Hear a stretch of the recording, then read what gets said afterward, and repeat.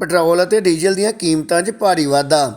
ਮੱਧ ਪੂਰਬ ਵਿੱਚ ਵਧਦੇ ਤਣਾਅ ਅਤੇ ਅੰਤਰਰਾਸ਼ਟਰੀ ਬਾਜ਼ਾਰ ਵਿੱਚ ਕੱਚੇ ਤੇਲ ਦੀਆਂ ਅਸਮਾਨ ਛੂੰਹਦੀਆਂ ਕੀਮਤਾਂ ਦਾ ਸਿੱਧਾ ਅਸਰ ਹੁਣ ਭਾਰਤ ਵਿੱਚ ਆਮ ਆਦਮੀ ਦੀ ਜੇਬ 'ਤੇ ਪਿਆ ਹੈ।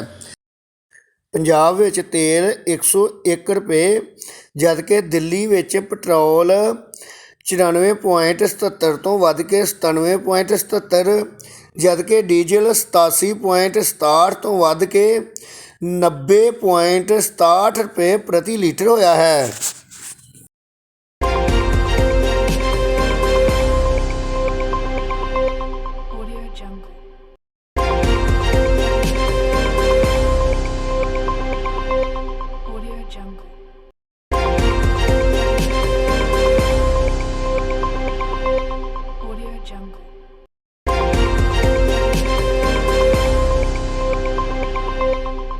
Jungle.